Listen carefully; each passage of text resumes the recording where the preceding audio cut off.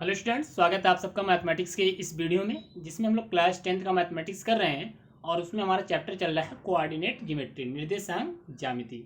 इसके पहले वाली वीडियो में हमने स्टूडेंट्स एरिया ऑफ ट्रिंगल क्या होता है और एरिया ऑफ ट्रिंगल्स अर्थात त्रिभुज के क्षेत्रफल पे एग्जाम्पल्स कैसे आ सकते हैं, एग्जाम में कैसे क्वेश्चन आ सकते हैं, उस पर चर्चा हमने की थी। आज की हमारी चर्चा होगी एनसीईआरटी की एक्सरसाइज 7.3 पर। आज देखेंगे हम लोग एनसीईआरटी के 7.3 में कौन कौन से क्वेश्चन हैं और उनको हम लोग कैसे सॉल्व कर सकते हैं। तो आइए स्टार्ट करते हैं स्टूडेंट्स। देखिए, पहला क्वेश्चन है स्टूडेंट, कह रहा है उस त्रिभुज का क्षेत्रफल ज्ञात कीजिए जिसके शीर्ष हैं 2,3 -1,0 2,-4। और दूसरा क्वेश्चन है -5, -1 3, -5 5, 2। तो हमें इस त्रिभुज के क्षेत्रफल निकालना है, आपको शीर्ष दिया गया है। इसकी चर्चा हमने एग्जाम्पल्स में भी आपको कर ली थी, एग्जाम्पल भी हमने देखा था इस टाइप का। आइए देखते हैं एक बार फिर से इसको कैसे कर सकते हैं। तो स्टूडेंट्स, हमने क्या बताया था, जो आपको बिंदु देता है वो किसकी वैल्यू होती है, x1 y1 x2 y2 और x3 y3। इस प्रकार स्टूडेंट्स x1 कितना हो गया आपका 2, अगर y1 की बात करें तो कितना हो जाएगा स्टूडेंट्स 3, और x2 की बात करें तो स्टूडेंट्स आपका कितना है -1, और y2 की बात करें तो कितना है 0। इसी तरह x3 की अगर बात करें स्टूडेंट्स कितना है 2, और y3 की अगर बात करें स्टूडेंट्स कितना है -4। ओके स्टूडेंट्स, अब हम क्या करेंगे स्टूडेंट्स, त्रिभुज के क्षेत्रफल का सूत्र लिखेंगे। क्योंकि त्रिभुज का क्षेत्रफल इक्वल टू होता है 1/2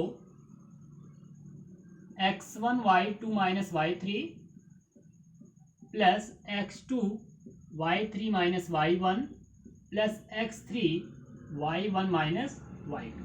ओके स्टूडेंट्स, अब क्या करेंगे, इसमें हम लोग वैल्यू इनपुट करेंगे।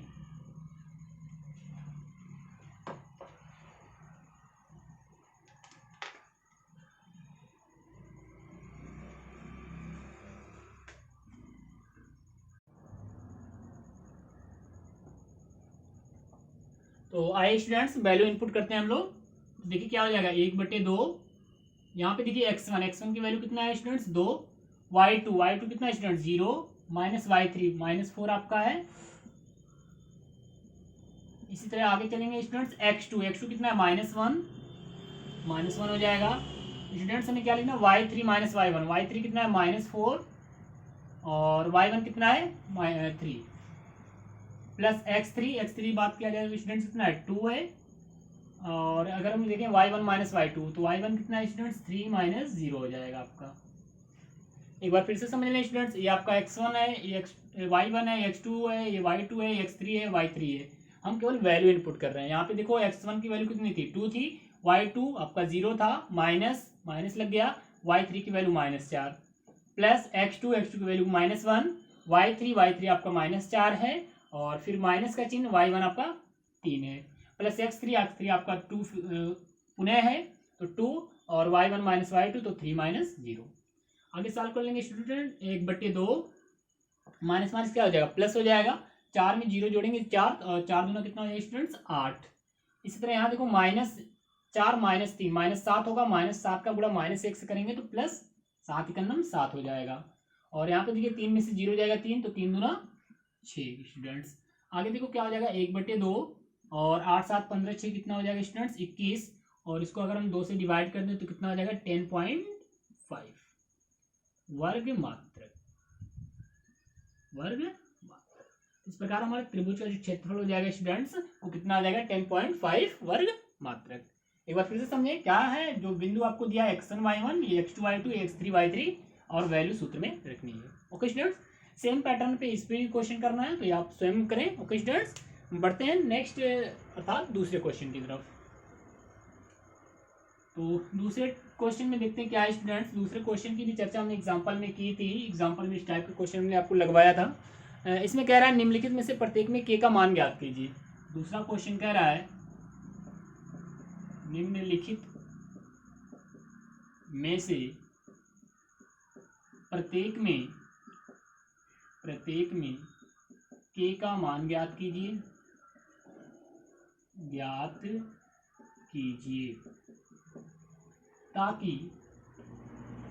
ताकि तीनों बिंदु संरेखी हो, तीनों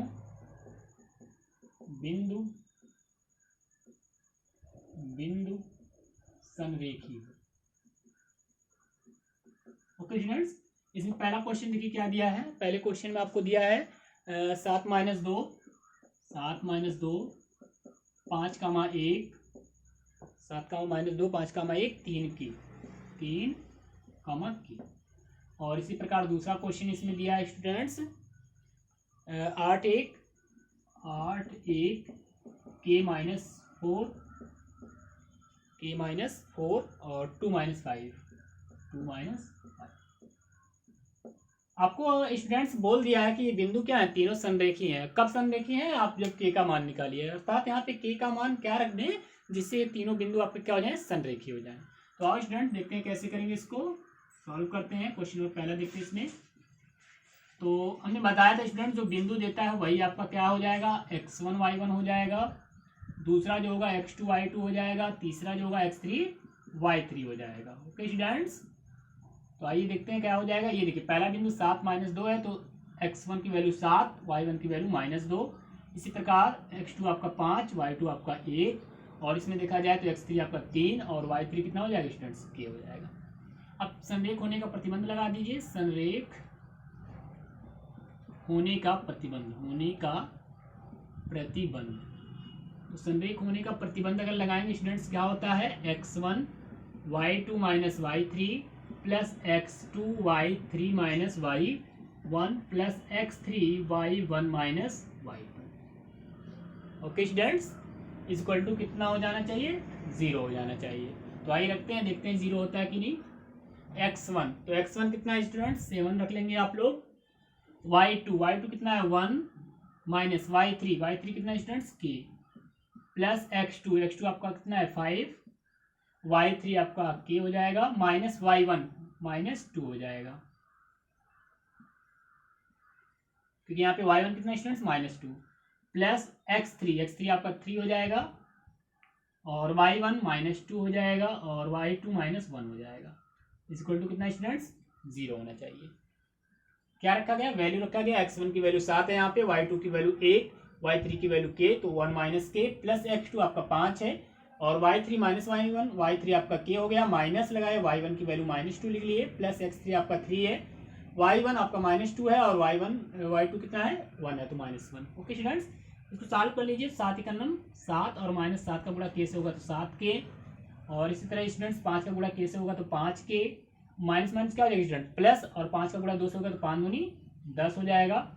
ये देखो -2 और -1 स्टूडेंट्स, माइनस कितना हो जाएगा 3, और -3 का गुणा +3 से होगा तो -3 त्रिका 9 बराबर कितना 0। अब यहाँ पे देखिए स्टूडेंट -7 के में से 5 के जाएगा तो -2 बचेगा, और ये देखिए कितना हो जाएगा, अगर यहाँ पे बात करें 10 है और यहाँ पे 7 है, तो 10 7 17, बट ये -9 घट जाएगा, 17 में से 9 गया, कितना हो जाएगा स्टूडेंट्स, प्लस का 8 हो जाएगा। इक्वल टू कितना हो जाएगा स्टूडेंट्स, 0। अब यहाँ से -2k इक्वल टू देखा जाए तो -8 आ जाएगा, और k इक्वल टू कितना हो जाएगा, -8/-2, दैट मीन्स k की वैल्यू कितनी आ जाएगी स्टूडेंट्स, 4। अर्थात अगर k की वैल्यू हम लोग स्टूडेंट्स इस क्वेश्चन में 4 ले लें तो हमारा जो दिया गया तीनों बिंदु है वो क्या हो जाएगा, संरेखी हो जाएगा।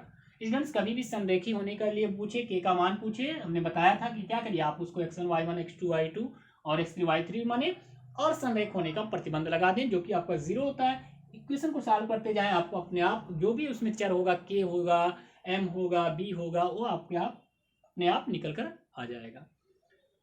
तो इस प्रकार अगर स्टूडेंट्स k की वैल्यू यहाँ पे हम लोग 4 रख दें तो हमारा ये तीनों बिंदु हो जाएगा, वो क्या हो जाएगा, संरेखी हो जाएगा। इस तरह क्वेश्चन नंबर आपको इसका दूसरा पार्ट भी करना है स्टूडेंट्स, 8 1 k - 4 2 - 5। इसमें आपका x1 8 है, y1 1 है, x2 k है, y2 -4 होगा, x3 2 है, y3 -5 है। तो आप इसी फार्मूले पे इसको भी रख दीजिए और सॉल्व करते चल जाइए, तो आपको इस क्वेश्चन में k का मान मिल जाएगा। ओके स्टूडेंट्स, बढ़ते हैं थर्ड क्वेश्चन की तरफ, देखते हैं थर्ड क्वेश्चन क्या कहता है हमसे।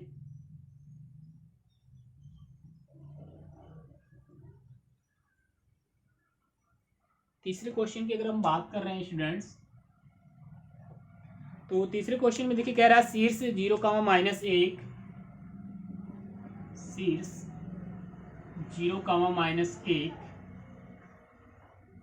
2, 1 2, 1 और 0, 3 0, 3 वाले त्रिभुज की मध्य भुजाओं से त्रिभुज की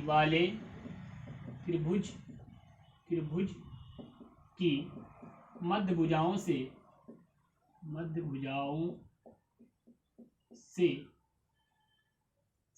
बनने वाले त्रिभुज का क्षेत्रफल ज्ञात कीजिए।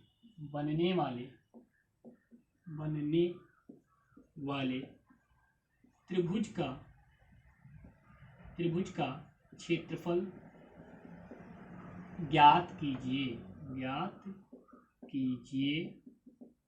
और आगे भी क्वेश्चन बोला स्टूडेंट्स, इस त्रिभुज की दिए हुए त्रिभुज के क्षेत्रफल इस त्रिभुज की दिए हुए त्रिभुज के क्षेत्रफल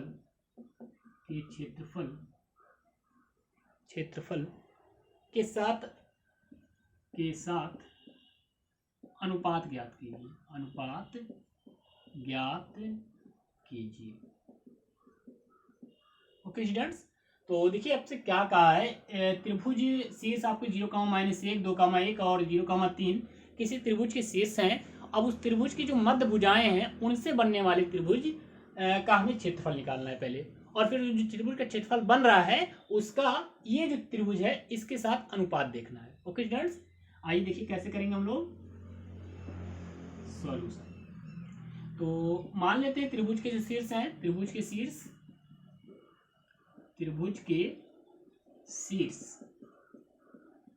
मान लीजिए ए आपका ये है 0,-1 ले लीजिए स्टूडेंट्स, और बी जो है वो 2,1 और सी जो है आपका 0,3।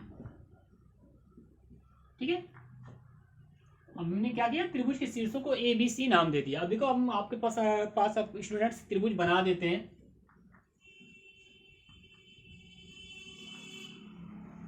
ये आपका त्रिभुज है सपोज दैट, जिसमें ए है आपका 0,-1, बी है 2,1 और सी है स्टूडेंट्स 0,3। ओके स्टूडेंट्स, तो ये तो हो गए शीर्ष। अब हमें क्या चाहिए, इनके मध्य, क्या बोला स्टूडेंट्स, त्रिभुज की मध्य भुजाओं से बनने वाले त्रिभुज। तो त्रिभुज की मध्य भुजाएं ले लेते हैं। जैसे यहाँ पे देखिए स्टूडेंट्स ए बी है, तो ए बी का मान लीजिए मध्य बिंदु क्या है, डी है। फिर बी सी है, डी इसका मान लेते हैं क्या है मध्य बिंदु स्टूडेंट्स, ई है। और फिर ए सी है, तो ए सी का मध्य बिंदु मान लेते हैं क्या स्टूडेंट्स, एफ है।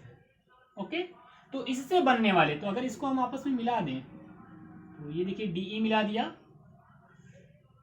ई एफ मिला दिया और डी एफ मिला दिया, तो इससे बनकर एक और त्रिभुज बन गया स्टूडेंट्स डी ई एफ। तो हमें इस डी ई एफ का क्या चाहिए, क्षेत्रफल चाहिए, हमें इसका क्षेत्रफल चाहिए। ओके स्टूडेंट्स, फिर से समझिए, एक त्रिभुज है ए बी सी, उसमें हमसे क्या बोल रहा है, त्रिभुज की मध्य भुजाओं से बनने वाले। तो त्रिभुज की मध्य भुजाएं मान लेते हैं, ए बी का मध्य बिंदु डी है, बी सी का ई है और ए सी का एफ है। तो इनकी भुजाओं को मिलाएंगे तो हमें एक नया त्रिभुज बनेगा डी ई एफ, और इससे का हमें क्या चाहिए, क्षेत्रफल चाहिए। और फिर अंत में क्या करना है, इसका जो क्षेत्रफल आएगा, इसका ये जो पूरा क्षेत्रफल है ए बी सी के साथ अनुपात देखना है। ओके स्टूडेंट्स, तो आइए देखते हैं कैसे त्रिभुज का क्षेत्रफल निकालेंगे। अब त्रिभुज का क्षेत्रफल निकालने के लिए हमें शीर्ष के क्या होने चाहिए, निर्देशांक पता होना चाहिए। तो पहले हम लोग डी ई एफ इन सबका क्या निकालेंगे, निर्देशांक। कैसे निकालेंगे, तो बाबू क्या बोला है, मध्य बिंदु, और हमने आपको बताया था मध्य बिंदु का निर्देशांक, मध्य बिंदु का निर्देशांक हमने क्या बताया था स्टूडेंट्स, मध्य बिंदु का निर्देशांक x1 + x2/2 और y1 + y2/2। बहुत बढ़िया।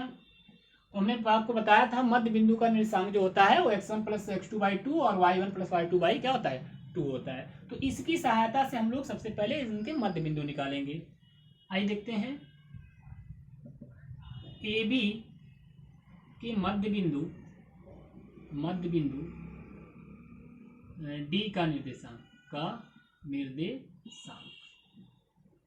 तो सबसे पहले आप क्या निकाल लीजिए स्टूडेंट, ए बी के मध्य बिंदु डी का निर्देशांक। चलिए तो कैसे निकालेंगे स्टूडेंट्स, हमने बताया x1 + x2। तो आप क्या देख रहे हो, ए बी, तो x1 कितना है 0 और प्लस x2 कितना है स्टूडेंट्स 2 बटे क्या हो जाएगा 2 कॉमा, फिर देखिए एक्स y1 प्लस y2, तो y1 कितना है -1 प्लस y2 कितना है स्टूडेंट्स 1 बटे कितना हो जाएगा 2। तो स्टूडेंट्स अगर इसको हम सॉल्व कर लेंगे तो इस प्रकार 0 और प्लस 2 होएगा, तो 2 के अंदर 2, जिससे कितना आ जाएगा 1 और -1 प्लस 1 कट जाएगा, तो 0/2 दैट मीन्स 0। तो स्टूडेंट्स इस प्रकार आपको डी का निर्देशांक क्या मिल गया 1,0। ओके स्टूडेंट्स, अब देखिए आगे इसी प्रकार हम लोग निकालते हैं BC का मध्य बिंदु। BC के मध्य बिंदु क्या है E का निर्देशांक, थोड़ा नीचे लिखते हैं BC के मध्य बिंदु E का निर्देशांक। ओके स्टूडेंट्स, अब देखिए E का निर्देशांक निकालने जा रहे हैं, मतलब इसका। तो x1 कितना 2 प्लस x2 कितना 0/2 कॉमा y1 कितना 1 प्लस y2 कितना स्टूडेंट्स 3, y कितना हो जाएगा 2।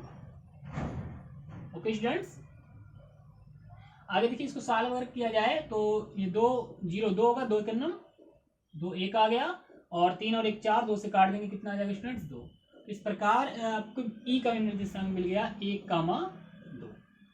ओके स्टूडेंट्स, अब देखिए अब थर्ड पार्ट इसका करते हैं CA का निर्देशांक, या AC इसको लिख सकते हैं के मध्य बिंदु F का निर्देशांक। चलिए F का निर्देशांक निकालते हैं।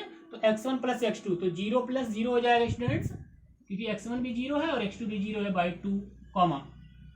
फिर y1 प्लस y2, y1 कितना स्टूडेंट्स -1 और y2 कितना स्टूडेंट्स 3, तो प्लस 3/2। तो स्टूडेंट्स अगर इसको हम सॉल्व करें तो ये 0/2 दैट मीन्स 0 हो जाएगा, और 3 में से -1 घट जाएगा स्टूडेंट्स, तो 2/2 दैट मीन्स 1 आ जाएगा। तो इस प्रकार आपको F का निर्देशांक कितना मिल जाएगा 0,1 मिल जाएगा। ओके स्टूडेंट्स, तो अब तो सिंपल हो गया क्वेश्चन। अब देखिए आपको मध्य बिंदु चाहिए था, तो मध्य बिंदु की सहायता से हमने AB के मध्य बिंदु D का निर्देशांक 1,0 प्राप्त कर लिया, BC के मध्य बिंदु E का निर्देशांक 1,2 प्राप्त कर लिया, और AC के मध्य बिंदु F का निर्देशांक 0,1 प्राप्त कर लिया। अब हमसे क्या कह रहा था, त्रिभुज का क्षेत्रफल ज्ञात कीजिए, तो निकाल देंगे। अतः त्रिभुज कौन सा DEF का क्षेत्रफल। ओके स्टूडेंट्स, अब आप निकालिएगा, इसको स्वयं करिएगा, स्वयं करें। कैसे करेंगे स्टूडेंट्स, अब आप मत लिख दीजिएगा कॉपी में स्वयं करें, वरना एग्जामिनर आपको ये लगे नंबर काट उड़ देगा सब। हम स्वयं करने का मतलब आप इसका वैल्यू निकालिएगा। कैसे निकालिएगा, वही जो आपसे निकलवाते आ रहे हैं एग्जाम्पल के माध्यम में, इससे पहले एक्सरसाइज के क्वेश्चन में हमने कराया, वही 1/2 x1 into y2 minus y3 plus x2 y3 minus y1 plus x3 y1 minus y2। तो जो क्षेत्रफल का सूत्र होता है उसकी सहायता से किससे निकालेंगे, DEF का क्षेत्रफल निकालेंगे, जिसमें x1 y1 ये है, x2 y2 ये है, x3 y3 ये है। ओके स्टूडेंट्स, तो यहां तक का क्वेश्चन आपका सॉल्व हो जाएगा। उन्हें क्या निकालेंगे, क्योंकि आगे क्या पूछा था, इस त्रिभुज अर्थात इस त्रिभुज का दिए गए त्रिभुज के साथ अनुपात ज्ञात कीजिए। तो आप उन्हें क्या निकालोगे, त्रिभुज ABC का क्षेत्रफल निकालोगे। ओके स्टूडेंट्स, ये भी आप स्वयं करेंगे, स्वयं करें। विद्यार्थी लिख दें, वरना आप कहोगे ये क्या कह दिए सर, विद्यार्थी स्वयं करें, कोई दिक्कत नहीं होगी, क्योंकि इसके बहुत त्रिभुज के क्षेत्रफल काफी क्वेश्चन हम आपको करा चुके हैं। तो DEF का क्षेत्रफल निकालिएगा, जिसमें x1 y1 ये है, x2 y2 ये है, x3 y3 ये है, और पुनः क्या निकालिएगा, त्रिभुज ABC का क्षेत्रफल निकालिएगा। अब ABC के लिए ये x1 y1, ये x2 y2 और ये x3 y3 होगा। और क्या पूछा है, इस त्रिभुज का दिए गए त्रिभुज का क्षेत्रफल के साथ अनुपात, और अंत में क्या पूछा है कि त्रिभुज DEF का क्षेत्रफल अनुपाते त्रिभुज ABC का क्षेत्रफल। तो स्टूडेंट्स, जब आप इसका क्षेत्रफल और इसका क्षेत्रफल निकाल लेंगे तो दोनों को अनुपात में दिखा देंगे, बस हो जाएगा आपका कि त्रिभुज DEF का जो क्षेत्रफल है और उसका ABC का जो अनुपात है वो इतना आएगा। ये कब पता चलेगा, जब आप इसका क्षेत्रफल और इसका क्षेत्रफल निकाल लेंगे। एक बार फिर से सुन ले क्वेश्चन, काफी अच्छा क्वेश्चन, एग्जाम में आने लायक है। जब भी आएगा तो 4 नंबर का क्वेश्चन आएगा आपका बन के। ये कह रहा था शीर्ष 0,-1 2,1 0,3 वाले त्रिभुज की मध्य भुजाओं से बनने वाले त्रिभुज का क्षेत्रफल ज्ञात कीजिए। इस त्रिभुज के दिए हुए त्रिभुज के साथ के क्षेत्रफल के साथ अनुपात ज्ञात कीजिए। तो सबसे पहले आपके त्रिभुज के क्षेत्रफल जो शीर्ष दिया हम ABC मान लेते हैं। अब ABC हो गया, तो हमें इसके मध्य बिंदुओं से बनने वाले त्रिभुज का क्षेत्रफल चाहिए, तो हमें इसका मध्य बिंदु चाहिए होगा। तो मध्य बिंदु का निर्देशांक निकालेंगे, जो कि सूत्र होता है x1 + x2/2 y1 + y2/2। तो उसकी सहायता से हम AB का मध्य बिंदु D निकाले, BC का मध्य बिंदु E निकाले और AC का मध्य बिंदु F निकाल लिए। अब इस त्रिभुज DEF का क्षेत्रफल निकालेंगे। कौन से फार्मूले से? वही जो लगाते आ रहे हो, 1/2 x1 y2 - y3 plus x2 y3 - y1 plus x3 y1 - y2 की सहायता से इसका क्षेत्रफल निकालेंगे। और पुनः क्योंकि दिए गए त्रिभुज के साथ अनुपात पूछ रहा है, तो आप त्रिभुज ABC का भी क्षेत्रफल निकालेंगे और फिर दोनों का अनुपात करेंगे। ओके स्टूडेंट्स, आई थिंक आप अच्छी तरीके से इसको सॉल्व कर लेंगे। अब आगे का क्वेश्चन हम लोग नेक्स्ट वीडियो में करेंगे स्टूडेंट्स। आज के लिए बस इतना ही रहेगा। आप क्वेश्चन नंबर 1, 2 और 3 अच्छी तरीके से एक्सरसाइज के कंप्लीट करें। जितने भी बाकी क्वेश्चन बच रहे हैं उसको हम लोग नेक्स्ट वीडियो में करेंगे। तब तक के लिए धन्यवाद।